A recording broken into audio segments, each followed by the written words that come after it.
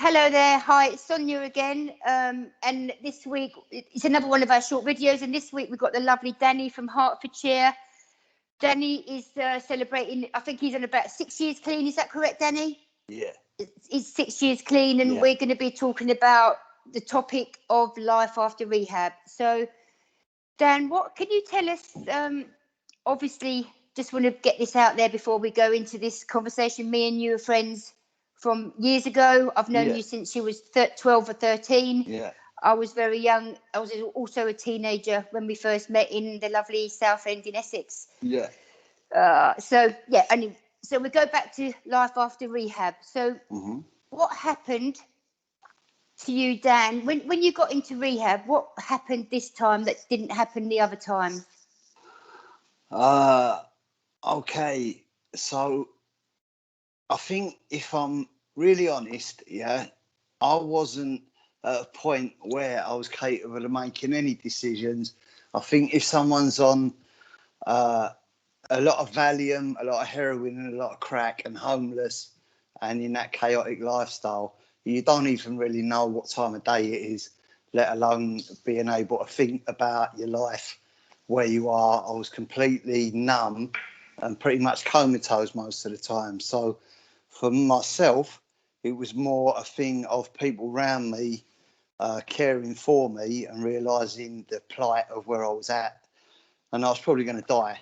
And so that's my truth, right? That's what got me there. It wasn't really me. I wasn't at a point of thinking about anything because I just wasn't thinking. Yeah. So while you was in rehab, what lit the spark, should I say? What kind of, once you'd done your detox, you landing back on planet Earth again, what kind of? I think that's such a deep question, isn't it? I think once the like you said, the detox was done and my mind started thawing out just a little bit, I just became conscious that I didn't really want where I was living, that it wasn't really a choice to be living like that. And I could kind of see clearly from my own experience of being in the fellowship many times and many rehabs over the years that even though I felt like that, my experience showed me it was probably going to happen again.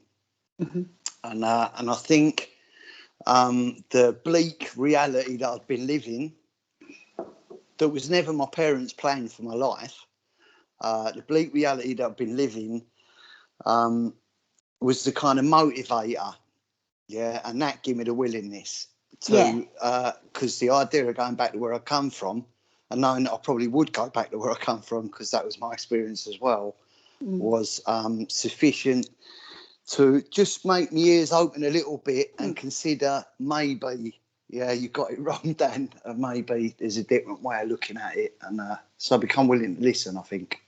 Definitely. I get it. The lifestyle and the alcohol and the drugs is a great persuader, as it talks about in the big book. Yeah.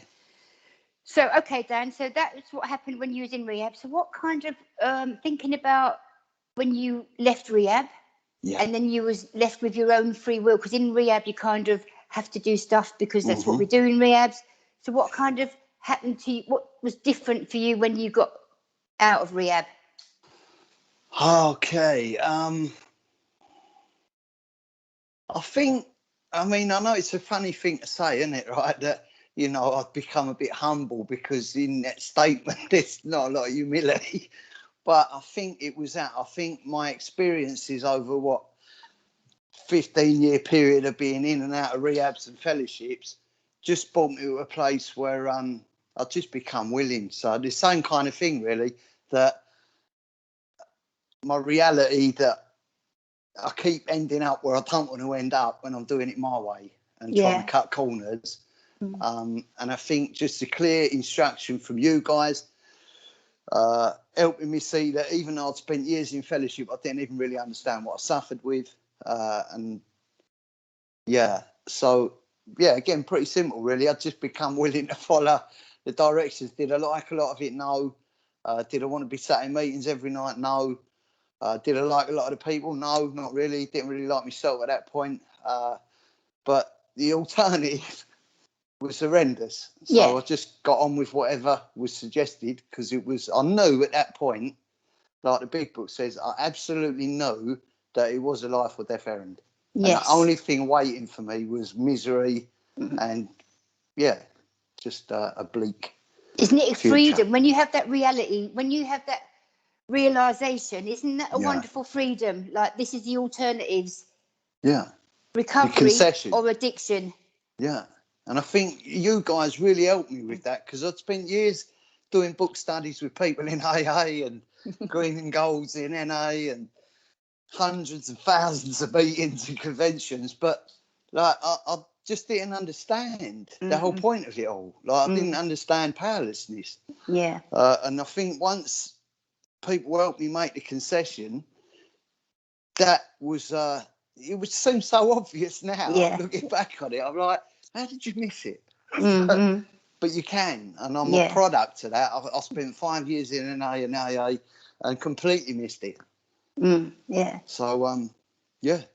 Clarity and conviction, I guess, is the word, isn't it? Yeah. And it's the core, free, and that's where the freedom comes from. Penny drop moments, isn't it? You know, so, it was good. Okay, so that's what happened when you got out of rehab. Yeah. So obviously you're 6 years clean. Yeah. Where's your life at now? If you like to consider work, relationships, family, loved ones, fellowship, where is your life at now, Dan? Okay, so my family always loved me. That is never in question. It was me that was the problem. So once I kind of see that, engage with the fellowship, go through the steps best I could at that point, which was very limited. And there's been kind of more work since. But I think what it's done is it's reunited me with my family. That process has set them free from the anxiety and the pain of worrying about me and is he going to die, or oh my God, he's back in prison, whatever. Or just the fear of he's in recovery again, but it's going to go wrong, because it always does go wrong. I think they're free of that now. Yeah. Lovely. My daughter, who I wasn't allowed to see because I was a junkie, her family, who are part of the travelling community, were very anti me at one point, and now they welcome me on the land. I go in their trailers and their houses. They ring me and talk to me about concerns I have with her. I have a good relationship with her. See her every couple of weeks. I support her financially, try and encourage her, teach her that, life ain't just going to fall in your lap. You've got to work for it, and just trying to plant seeds in her. She's a wonderful little girl. She's got me wrapped around her little finger, but that's okay. She's beautiful. I'm her daddy, and she knows that. She rings me sometimes when she's got a little fear or a concern, which is beautiful. My relationship with my partner, we're looking at marriage. We both lead very busy lives. So I say, we're looking at it, and then we get caught up in life. And she's got 3 kids. We live in a house with them. I live in a nice house now. I started a business. It was just a little hobby to start off with. Then it got a bit busier. Then, I better start paying some tax. Started setting out properly. And now it's kind of, I'm booked up about 3 months in advance. It's been a lot of work and effort gone into that. Sometimes people can say, oh, it's all right with you. But I think, mate, you ain't seen the hours I put in. Definitely people miss that bit, don't they? Yes, yeah. So I think with regard to like that, I love the meetings, I love the fellowship, and that was definitely a foundation. It was good, but I think it's also important that you start living and start building a life. I'd spent my time in AA and NA before being someone who just did loads of meetings. I like meetings. I think meetings are good, but I think it's important that you begin to build a life for yourself as well. Yeah, so, definitely. A faith. I mean, I found a faith. That was something I was very opposed to. If ever I heard anything about that, I'd literally get up, leave the room. I wanted nothing to do with that. There's been a lot of freedom there as well. What else can I say, son? I mean, the fellowship, I'm still engaged. I'm not too caught up in the politics of it anymore. I'm just Absolutely happy to go not. along as I don't need to be any celebrity identity in there. I'm just anonymous. I quite like going to a little meeting where I don't know anyone, and I can just sit and be quiet, and I'm not tattooed down and whatever else.